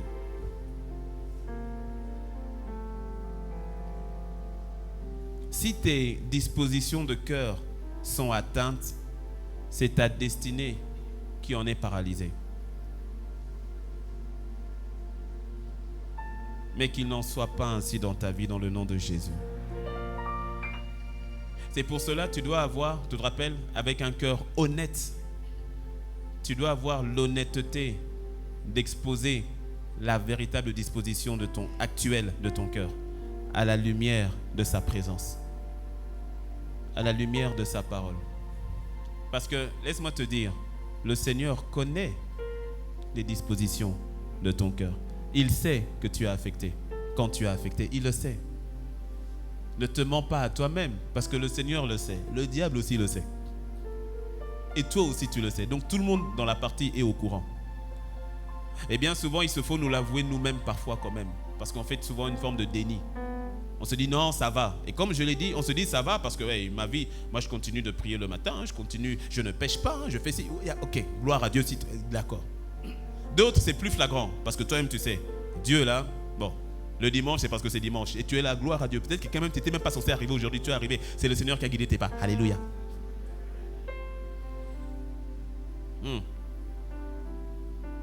Mais comme tu disais, parfois c'est plus flagrant où tu sais, bon, ce que tu t'interdisais hier, tu es reparti dedans aujourd'hui. Ce que tu avais vomi hier, tu remanges aujourd'hui. Mais avec des justifications, hein, tu expliques beaucoup de choses. En fait, ces pensées, ce ne sont pas vraiment les tiennes, elles te sont insufflées et puis tu en as fait tienne. Mais le Seigneur, ce matin, est en train de venir parler encore à ton cœur. Comment tu dois sortir de là? Il y a peut-être plusieurs moyens, je te donne un seul, qui est déjà capital. Comment sortir de là lorsque les dispositions de mon cœur deviennent tellement contradictoires avec ce que Dieu a dit initialement? Lorsque je n'ai plus le désir, je n'ai plus l'envie, je n'y crois plus, je ne rêve plus. Je ne rêve plus, j'ai plus cette foi extravagante qui me voyait avec Dieu, nous ferons des exploits. Non, ça c'était hier quand je suis nouveau converti. Aujourd'hui, la vie m'a rattrapé. Et puis tu regardes, tu dis est-ce que c'est vraiment des exploits qu'il y a eu dans ma vie, ou bien tu commences à avoir des pensées et bizarrement tu ne vois plus que les échecs. Sans voir au fait tous les exploits que Dieu a déjà accomplis avec toi, sans voir toutes les grâces que Dieu a accomplies avec toi. Il y a un psychologue qui est venu en cours de philosophie, et puis il a dressé comme ici, il a dressé un tableau tout blanc, et puis après au milieu ici il est venu, il a mis un point bleu, un bleu bien bon, bleu foncé là, et puis après il a appelé les élèves sont arrivés, et puis quand ils sont arrivés ils ont dit ok, qu'est-ce que vous voyez au tableau? 99% ont dit un point bleu. Un seul élève a dit moi je vois beaucoup de blanc. Et c'est souvent ça ce que l'ennemi aime faire. C'est-à-dire tu oublies toutes les grâces, les bontés, les faveurs que le Seigneur a faites. Mon ami, le simple fait que tu sois là. Le simple fait que tu sois là. Le simple fait que tu sois vivant. Et encore, non seulement tu es vivant, mais tu es vivant et tu es aimé, choisi, sauvé. Mon ami. Mon ami. Rien que ça, c'est tout ça là, c'est tout le tableau. Mais l'ennemi va te dire, non, oublie tout ça, regarde le point là. Ta vie ne vaut plus rien. Ta vie est à l'arrêt. Il te fait oublier tout le reste. Mais il s'arrête juste sur un point. Il dit, regarde, tu as encore échoué sur ton projet. Mais il te fait oublier que Dieu t'a donné, t'avais redonné la santé pour faire le projet. Mais il dit, regarde, tu as échoué sur le projet.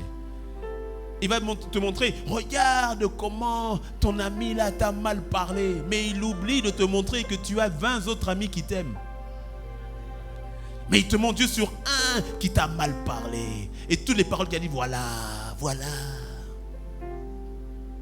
Est-ce que tu me suis? En fait, qu'est-ce qui fait qu'un cœur en arrive à se trouver bloqué dans des mauvaises dispositions? C'est à cause du sujet de ta méditation. Et je termine avec ce passage que nous avons lu. Je vais lire 2 derniers passages. Le passage qu'on a lu pendant les offrandes. Mais le passage, d'abord je vais te lire le Proverbe 14, verset 22. Ceux qui méditent le mal ne s'égarent-ils pas? Proverbe 14, verset 22. Ceux qui méditent le mal ne prennent-ils pas un mauvais chemin? Ceux qui méditent le mal ne prennent-ils pas une mauvaise voie, une mauvaise destinée? Mais ceux qui méditent le bien agissent avec bonté et fidélité. Agissent avec un cœur bon et un cœur fidèle. Fidèle à quoi? À ce que Dieu dit. Donc un cœur fidèle est un cœur qui a une bonne disposition. Un cœur rempli de bonté, c'est qu'il y a de bons éléments. Les deux éléments dont on a parlé se retrouvent. Mais celui qui médite le mal, méditer le mal, alors ici, c'est méditer le mal que l'on veut faire, oui, mais c'est aussi méditer le mal qui t'a été fait, ou le mal qui t'est arrivé, ou les obstacles devant toi, ou les situations difficiles. C'est ça aussi méditer le mal, c'est méditer quelque chose qui n'est pas bien. Le mal, c'est ce qui n'est pas bien. Et donc, le sujet de tes méditations va emmener la disposition de ton cœur. Tu dois te poser la question, à quoi médites-tu? Est-ce que tu médites sur ce qui ne va pas? Ou tu médites sur ce qui va? Sur quoi médites-tu? Est-ce que tu médites sur tes échecs?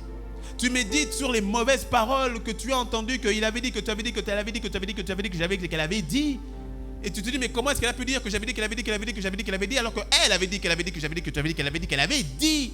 Et puis tu vas et tu revois tout ce qui a été dit, qu'elle a dit, que tu as dit. Comment elle a pu dire ça? Et puis tu vois, tu médites sur tel mot. Ah, il a dit chipi. Ah, tu médites sur tel mot. Incapable. Ah, tu médites. Et il y a certains d'entre vous, vous continuez à regarder des textos qui vous ont fait mal, des WhatsApp qui vous ont fait mal, des emails qui vous ont fait mal. Tu as gardé ça. Et des fois, quand tu veux méditer encore plus, tu retournes dessus. À quoi joues-tu? Il y a des audios, des voice notes que tu as gardés, que quand simplement tu vois, tu es dans mauvaise, tu veux écouter simplement pour encore alimenter la colère, l'amertume, l'aigreur, et tu réécoutes. Ah, j'avais même pas entendu ça. Elle avait dit ça aussi. Ah, comment il a pu dire ça? Mais pourtant, moi, tout ce que je lui ai fait, sur quoi est-ce que tu médites? Ce sur quoi tu médites. Ce sur quoi tu médites va affecter les dispositions de ton cœur. Celui qui médite le mal ne s'égare-t-il pas? C'est-à-dire que c'est pour ça que je t'ai dit, on peut avoir une bonne disposition de cœur au départ, mais si on ne veille pas sur celui-ci, tu étais sur le chemin de ta destinée. Et comme Satan est contre ta destinée, il fera tout pour t'arrêter. Il a peur de toi. Il a peur de ce que Dieu va déverser au travers de toi. Il en a peur. Et il fera tout. Tout. Lorsqu'il voit que le Seigneur t'appelle à être une source de bénédiction pour ta famille, il va utiliser les mêmes membres de ta famille pour t'insulter. Lorsqu'il voit que le Seigneur t'a donné de quoi faire, être une grâce, une bénédiction pour tes parents, il va utiliser ton père pour te frustrer. De telle manière à ce que tu étais sur le bon chemin pour faire du bien à ton père, parce que c'est ce que tu avais à cœur. Tu priais pour ton père, tu intercédais pour ta mère, tu intercédais pour ta famille, tu intercédais pour l'église, tu intercédais pour ton pasteur, tu intercédais pour la nation. Et puis après, le gouvernement t'envoie un redressement fiscal. Tu dis injustice. Et toi qui priais pour la nation, qui jeûnais pour la nation, tu dis quel gouvernement qui est corrompu comme ça? Quelle injustice. Tu arrêtes de prier pour la nation. Pourquoi? Redressement fiscal inspiré par l'ennemi. Est-ce que tu me suis? Lorsqu'il sait que tu devais être une source de bénédiction, que ton mariage est pour la gloire de Dieu, il dit attends, je vais toucher ta femme là d'un esprit de folie. Elle va t'insulter comme jamais homme ne t'a insulté sur cette terre. Et elle t'insulte, toi la tête, on dirait un triangle isocèle, rectangle, tu n'es rien, tu vaux rien. Tu dis comment femme peut me parler comme ça? Et maintenant ta femme devient ennemie à tes yeux. Pourquoi? Parce que l'ennemi voit que tous les deux vous êtes une source de bénédiction pour plusieurs. Parce que ta destinée te dépasse. Elle te dépasse. Elle te dépasse. C'est beaucoup plus que toi. C'est beaucoup plus que toi. Alors il va faire en sorte, l'ennemi va faire en sorte que toi, parce que tu sais qu'au final, ta destinée, elle est de Dieu pour les gens. Au final, ce qui vient de Dieu, ton élévation là, c'est pas pour que toi on te voit superstar élevé, non. C'est pour que là où tu es, il a dit à Abraham, je rendrai ton nom grand, tu seras une source de bénédiction pour toutes les nations de la terre. Donc ta destinée, au final, c'est à la gloire de Dieu pour nous. Et avec Dieu, il n'y a pas de Dieu va t'élever, tu es seul dans ton coin et tout. Laisse tomber.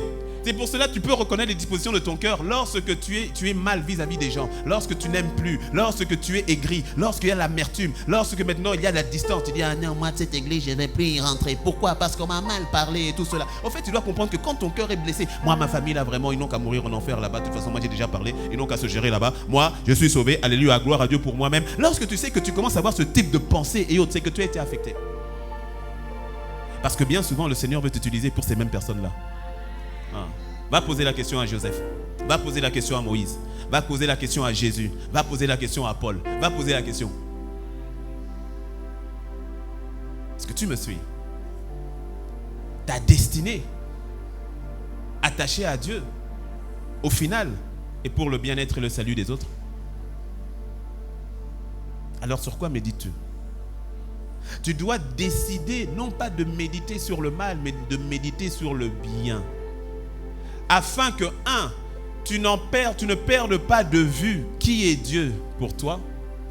Et puis que tu ne perdes pas de vue qu'est-ce que Dieu aussi, comment Dieu te voit et qu'est-ce que Dieu attend de toi. Et je termine avec ce passage de Lamentation qu'on a lu pendant les offrandes, Lamentation 3. Lamentation 3. Verset 19, il dit, quand je pense, alors c'est Jérémie qui parle, et quand tu fais une méditation sur le prophète Jérémie, franchement, le prophète Jérémie était dans une situation où vraiment, c'était un peu souffrance quand même, quoi. Ah, le peuple ne voulait pas de lui. Ah, c'était compliqué. En plus, il était jeune quand il a commencé. Le ministère était très jeune. Et à un moment donné, il en arrive, Jérémie, c'est pour ça qu'on dit même les lamentations. Il en arrive à se lamenter, à se plaindre. Et écoute ce qu'il dit. Il dit, quand je pense à ma détresse et à ma misère, à l'absinthe et au poison. C'est fort, cette phrase est lourde. Il dit, hé Jérémie, à quoi tu penses? Je pense 1, à ma détresse, 2, à ma misère, 3, à l'absinthe, 4, au poison. La détresse, c'est quoi? La détresse, c'est quand tu es dans une situation où tu appelles à l'aide et personne ne vient. Dis-moi un bon amen. C'est ça. Il pense à ça. Il repense à sa situation. Il dit, on ne m'appelle pas. On ne vient pas me voir. Personne ne se soucie de moi. J'ai une détresse. Je suis seul, abandonné. Mais pourtant, on m'appelle. Quand on m'appelle, c'est pour que moi, je fasse quelque chose. Mais personne ne m'appelle pour savoir, moi, de quoi j'ai besoin. Détresse. Il dit, quand j'y pense, c'est compliqué. Il dit, quand je pense à quoi? À ma misère. La misère, c'est plus fort que la pauvreté. La misère, je suis allé chercher dans le dictionnaire, la misère, c'est malheur extrême. C'est-à-dire, la misère, c'est que le pauvre, il voit le misérable, il dit, oh, Yako. La misère, c'est plus fort que la pauvreté. Donc, c'est un malheur extrême. C'est être misérable. Il dit, je pense à ma misère, je pense à ma situation extrêmement malheureuse. Il dit, je pense à quoi aussi? Il dit, je pense à l'absinthe. L'absinthe, c'est la notion de l'amertume. Tout ce qui me rend amer, tout ce qui m'a rendu amer, les situations qui m'ont rendu amer, la maladie qui persiste, ça me rend amer, le loyer qui à chaque fois, moi, après moi, j'arrive pas, ça me rend amer. Plein de situations, ça me rend amer. Il dit, quand je pense à l'absinthe, à l'amertume. Il dit encore quoi? Quand je pense au poison, c'est ce qu'on a vu tout à l'heure. Le poison, c'est les mauvaises paroles qui te sont envoyées, les attaques, les piques, les insultes, tout ça là. C'est quelque chose qui rentre en toi, qui te détruit. Quand je pense au poison, ces paroles qui me tuent. Il dit, quand je pense à tout ça. D'ailleurs, je fais une petite parenthèse. Il y a certains d'entre eux, peut-être certains, en tout cas quelques-uns, je le crois, parce que quand je préparais ça, la pensée m'est venue. Il y a certains, il y a des paroles qui vous ont été données par des pseudo-prophéties qui vous tuent à l'intérieur. Ça ne concerne pas tout le monde, mais quelques-uns. Tu dois faire une extraction de ce poison-là. C'est quoi cette prophétie où des prophéties de malheur là où on te dit toi jamais tu ne réussiras. Dieu dit que tu vas être bloqué. Ou bien des prophéties de peur là. On dit je te vois mourir. Je t'ai vu, tu vas mourir, ça fait un accident. Certains ont accepté des paroles qui les ont bloqués. Moi, je me souviens une fois, je parlais avec une sœur. Et pour faire court, je parlais avec elle et elle était en mode déprime. Et puis je dis, mais il y a quoi? C'est quoi? Et puis je parle un peu avec elle, elle me dit non, en creusant un petit peu, elle me dit non, mais c'est parce qu'on a prophétisé dernièrement, là, il y a 2 semaines, on a prophétisé sur ma vie et on m'a dit au fait qu'à cause de l'état de mon cœur, là, je ne pourrais pas me marier tant que j'ai... Et calme-toi. Elle était déprimée. Je dis, mais qui t'a dit ça? Qui est allé chercher ça où? Déprimée. Il y a des personnes, des mensonges, en fait, qui sont comme des poisons. Des poisons. Il y a des personnes qui ont laissé passer leur opportunité sur la base de pseudo-prophéties.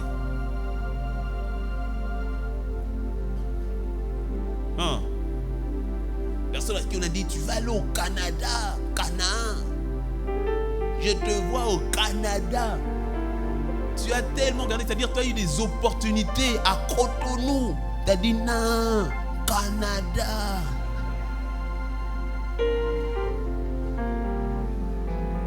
Et puis quand le Canada ne vient pas, l'opportunité de Cotonou aussi est passée.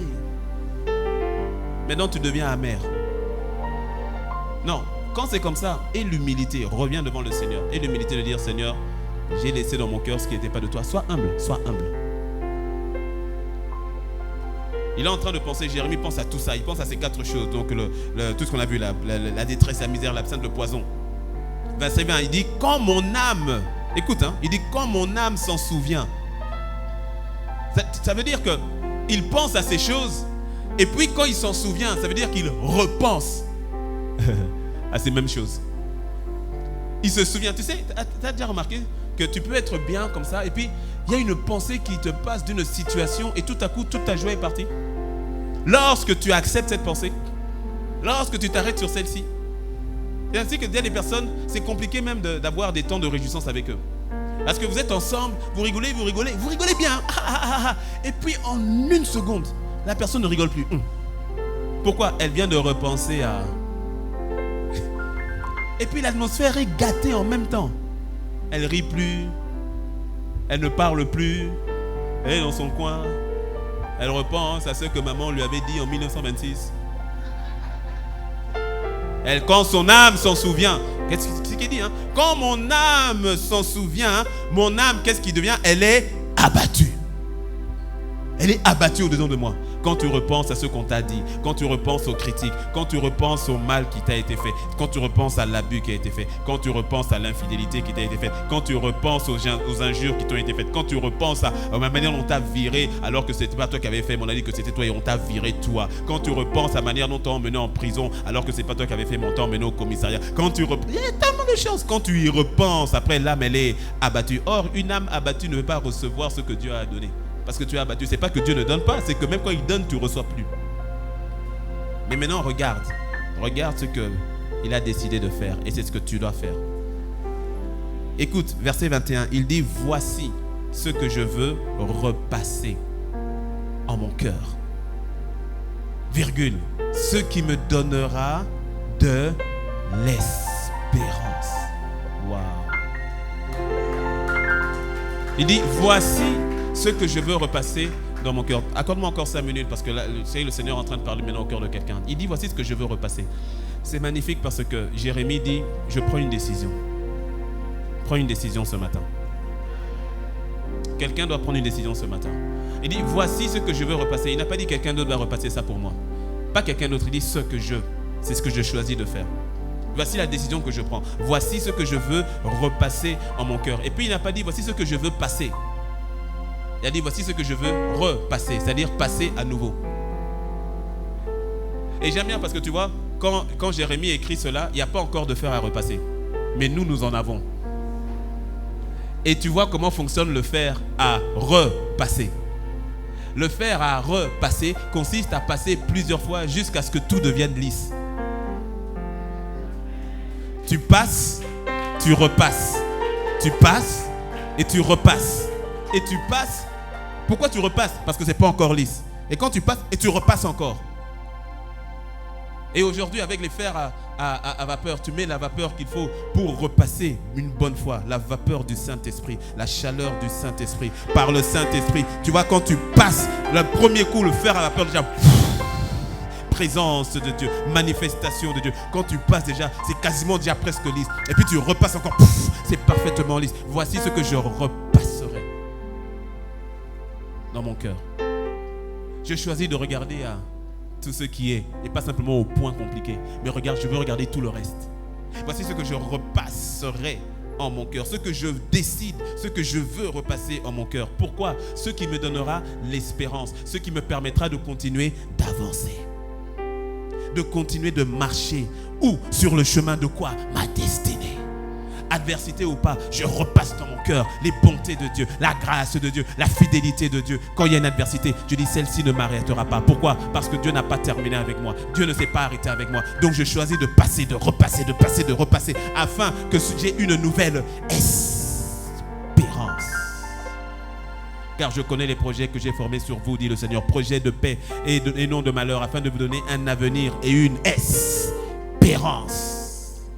L'avenir est lié à l'espérance. Pour que tu te projettes dans l'avenir, il faut qu'il y ait l'espérance. Il faut que tu vois ce que Dieu a dit et que tu continues de t'y accrocher, parce que cela va déterminer ta foi, car la foi est une ferme assurance des choses que tu espères.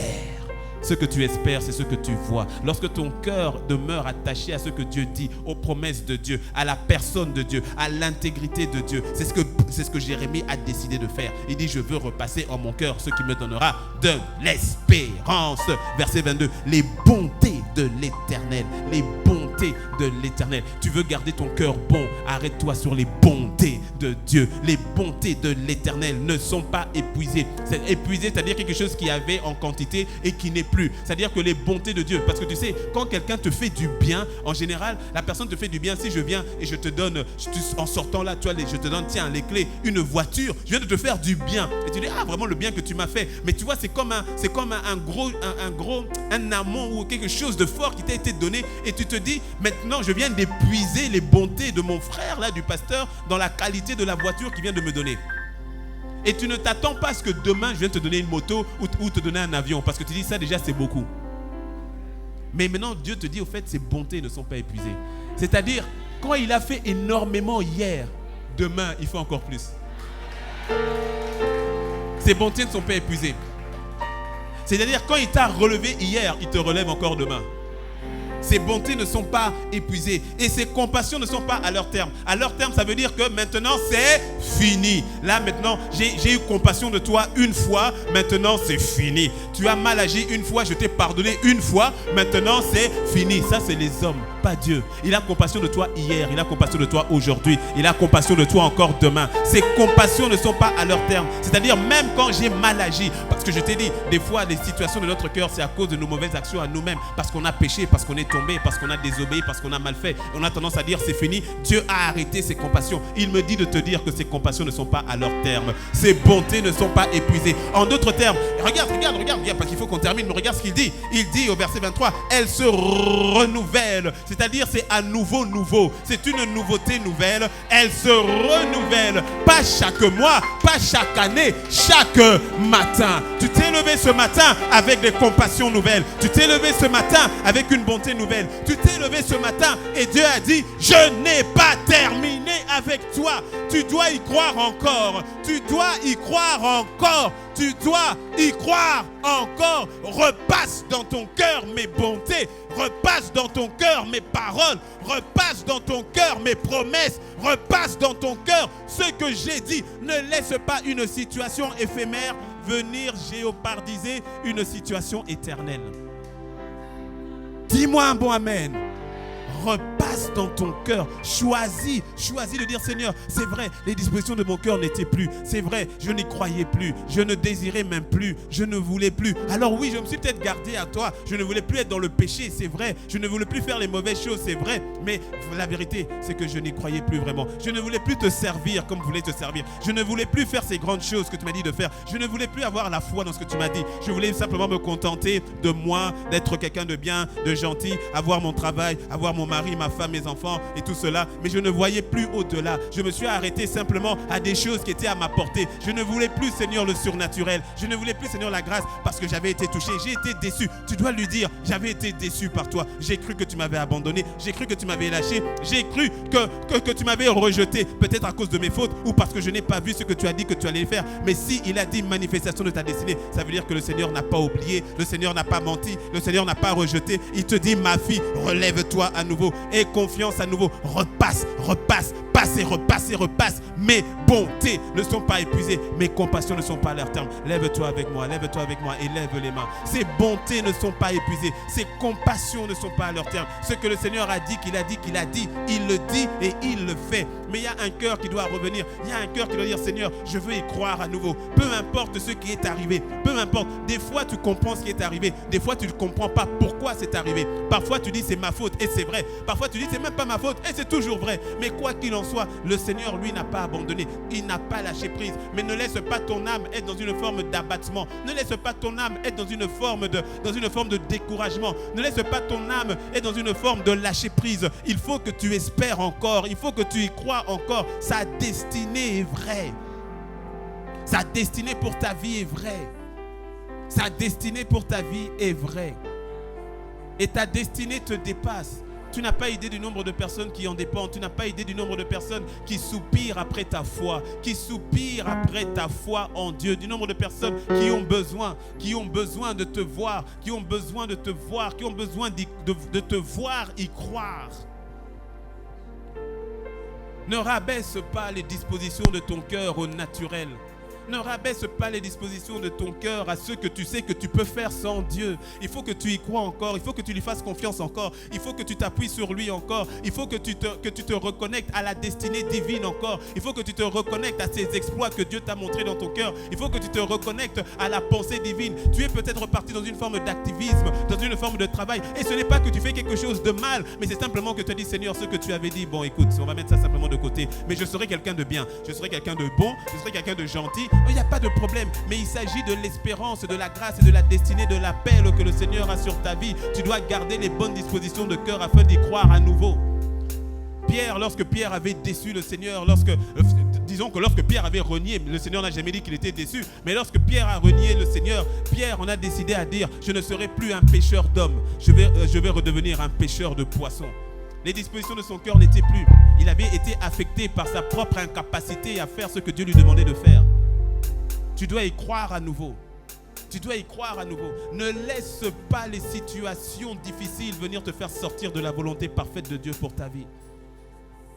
Ne laisse pas les situations difficiles te faire croire que tout est fini, que tout est arrêté, qu'il n'y a plus d'espoir. Ne laisse pas ces situations d'aujourd'hui venir te faire croire qu'il n'y a plus de moyens, que tu ne peux plus y arriver. Ne laisse pas. Shadalabro, Salabato, je m'attends. Élève la voix, élève la voix. Oh, il y a quelqu'un qui doit élever sous forme de soupir, qui doit élever sous forme d'un soupir. Tu dois élever la voix comme un soupir. Tu dois dire, Seigneur, I need you. Father God, I need you. Seigneur, je reviens à toi, je crie à toi, je m'attends à toi. Il y a tant de situations qui sont arrivées, qui m'ont affecté. Tant de situations qui m'ont affecté. Des déceptions sentimentales, des déceptions au niveau des personnes à qui j'avais dit amis, mais qui m'ont trahi. Des personnes qui m'ont poignardé dans le dos. C'est toi qui avais cette attitude, cette aptitude à aimer, cette aptitude à aller vers les autres. Tout à coup, tu t'es renfermé. Tu t'es renfermé à cause de la méchanceté des hommes, à cause de la méchanceté des gens autour de toi. Tout à coup, sans t'en rendre compte, ton cœur est devenu froid, ton cœur est devenu insensible. Le Seigneur l'avait dit, dans les derniers temps, l'amour du plus grand nombre se refroidira. Mais n'en fais pas partie. Toi, n'en fais pas partie. Garde ton cœur en disant, Seigneur, je veux garder mon cœur dans l'amour. Je veux garder mon cœur dans la foi. Je veux garder mon cœur en toi. Je m'attends. Je m'attends à toi. Mes yeux sont sur toi. Mes yeux sont sur toi. Shaderebriabo, sonderebriabo, soterebababa. Je m'attends. Ah, il y a quelqu'un qui doit crier à Dieu. Il y a une destinée qui doit revenir. Il y a une destinée qui doit revenir. Il y a une disposition du cœur. Une disposition du cœur. Oh, oh, oh. Je m'attends à toi. Je m'attends. Mes yeux sont sur toi. Mes yeux sont sur toi. Atebrebo, saya, terebria, bababa, re, baba. Je m'attends à toi. Rebaka, terebo, sita, mes yeux, mes yeux. Mes yeux sont sur toi. Seigneur, nous nous attendons à toi. Seigneur, nous avons besoin de toi. Seigneur, nous soupirons pour toi. Uniquement pour toi, uniquement pour toi. Mes yeux, mes yeux, mes yeux. Mes yeux sont sur toi. Alléluia. La main sur le cœur, la main sur le cœur. Seigneur, nous nous attendons à toi. Nous avons besoin de toi. Seigneur, que la prédisposition de nos cœurs soit rétablie en toi. Nous exposons nos cœurs, nous exposons nos prédispositions devant toi. Nous ne faisons pas semblant, Seigneur. Nous ne faisons pas semblant, Seigneur. Tu nous connais du plus profond, tu nous connais au-dedans. Nous venons à toi tels que nous sommes. Mais tes bontés ne sont point épuisées et tes compassions dans ma vie, dans nos vies, ne sont point à leur terme. Seigneur, donne-nous de ne ressasser que cela et de repartir, de se relever pour quelqu'un d'autre, de remonter en selle pour quelqu'un d'autre et de repartir uniquement sur la base de ta parole et que notre cœur en soit totalement guéri. Il y a une destinée que nous devons d'accomplir, une destinée qui nous dépasse, une destinée qui nous dépasse. Seigneur, fais-nous grâce. Seigneur, fais-nous grâce. Fais grâce à ton Église, fais grâce à tes enfants. Alléluia. Restez debout, les yeux fermés, baissez les mains, les yeux fermés. Si tu es ici et que tu ne t'es jamais réconcilié avec le Père de bonté, c'est-à-dire que tu n'as jamais donné ta vie à Christ, ce n'est pas le fait d'aller à l'église, tu l'as un peu compris dans le message, c'est une relation véritable avec lui. Lui, il t'aime, il n'y a pas de souci par rapport à ça. Il t'aime. Mais c'est à toi de faire le pas en disant, Seigneur, je veux répondre favorablement à ton amour. Je veux te donner ma vie, mon cœur, tout ce que je suis. Il n'attend pas que tu sois parfait, il t'aime déjà. Mais est-ce que tu veux répondre à son appel? Est-ce que tu veux répondre à son amour? Les yeux fermés, la tête baissée. Tu n'as jamais pris cette décision, mais tu veux la prendre. Je vais prier avec toi. Nous avons tous les yeux fermés, la tête baissée. Mais si c'est ton cas, lève la main là où tu es. Je vais prier avec toi. Lève la main là où tu es. Où tu dis, je veux venir au Seigneur. Je veux donner ma vie. Je veux me donner complètement et totalement. Tu sais que tu ne l'avais pas encore fait. Et tu veux le faire. Si c'est ton cas, lève la main. Lève la main. Et garde la main levée. Distinctement. Je vais prier avec toi. Je vais prier avec toi. C'est une décision qui est capitale. Que le Seigneur te bénisse. Garde la main levée, garde la main levée. C'est une décision qui est capitale. Nous gardons les yeux fermés. Si tu as levé la main, mets-toi debout ou reste debout. Les autres, asseyez-vous. Je vais prier avec tous nos bien-aimés qui ont la main levée. Il n'y a pas de décision qui soit plus importante que celle-là. Que le Seigneur vous bénisse. Gardez la main levée, gardez la main levée. Il n'y a pas de décision qui soit plus importante. Sa grâce, son amour dans ta vie, mon frère. En ta vie, ma soeur. Alléluia. Gardons les yeux fermés. Vous qui êtes debout, mettez maintenant la main sur le cœur. Mettez la main sur le cœur. Et vous allez prier avec moi. Dites avec moi, Seigneur Jésus. Et toute l'église va nous accompagner. Seigneur Jésus, je te dis merci pour ton amour et pour ta grâce. Aujourd'hui, je viens à toi, tel que je suis. Pardonne-moi pour mes péchés, pour ma vie passée. Mais aujourd'hui, j'accepte ton amour et j'accepte ta grâce. Transforme ma vie et change ma vie. Je t'aime, Seigneur. Restez debout, je vais prier pour vous, Père. Je te rends grâce dans le nom de Jésus. Merci pour mes bien-aimés. Il n'y a pas de décision plus belle que celle-ci. Et il n'y a pas de miracle plus grand que celui-là. Lorsqu'un seul pécheur revient à la maison, il y a une joie indescriptible dans le ciel. Merci parce que tu ne les as pas condamnés, tu ne les as pas jugés. Merci Seigneur parce que tu ne les as pas mis à part. Au contraire, tu les as aimés, tu les as désirés. Et aujourd'hui est le départ d'une vie nouvelle, d'une grâce nouvelle. L'âme qui était perdue est sauvée aujourd'hui. Et la vie sur cette terre en est transformée pour le meilleur dans le nom de Christ Jésus. Que ta main soit étendue sur leur vie, que ta grâce soit étendue sur leur vie. Révèle-toi encore et encore à eux. Merci pour le cœur changé et littéralement transformé. Dans le nom de Christ Jésus, nous avons ainsi prié. Quelqu'un dit un bon Amen. Est-ce qu'on peut acclamer le Seigneur pour nos bien-aimés? Est-ce qu'on peut acclamer le Seigneur pour nos bien-aimés? Que le Seigneur vous bénisse, chers bien-aimés. On est en train de vous donner, une fiche. Donc il faudra juste la remplir. Et on veut garder le contact avec vous et vous accompagner dans cette marche nouvelle que vous avez décidé de faire avec le Seigneur. Que Dieu vous bénisse. Est-ce qu'on peut encore acclamer le Seigneur? Alléluia, gloire à Dieu, gloire à Dieu, gloire à Dieu. Dis à ton voisin, regarde ton voisin et dis-lui, ton cœur est prédisposé pour le Seigneur. Et dis-lui, garde la bonne disposition. Et dis-lui, repasse ce message dans ton cœur. Parce qu'il faut que tu saches, tu vois, le dimanche, quand tu reçois la parole ici, c'est un passage. Le repassage, c'est toi. C'est toi. Quand tu viens le dimanche, ce n'est qu'un seul passage. Mais moi, je ne peux pas repasser à ta place. Jérémie a dit, voici ce que je veux faire. Lui-même, il va repasser. Voici ce que je vais repasser dans mon cœur. Donc, ne crois jamais qu'un seul passage suffit. C'est que la parole que tu reçois, tu dois la repasser à nouveau. Tu la repasses ce soir, tu la repasses tout à l'heure, tu la repasses demain, jusqu'à ce que ça devienne ta parole. Ce n'est plus ce que le pasteur avait dit. Ça devient même, c'est ce que Dieu m'a dit. Là, tu sais que tu l'as passé, repassé. Dis-moi un bon amen. Que cela soit ton partage dans le nom de Jésus. Est-ce que tu peux acclamer le Seigneur?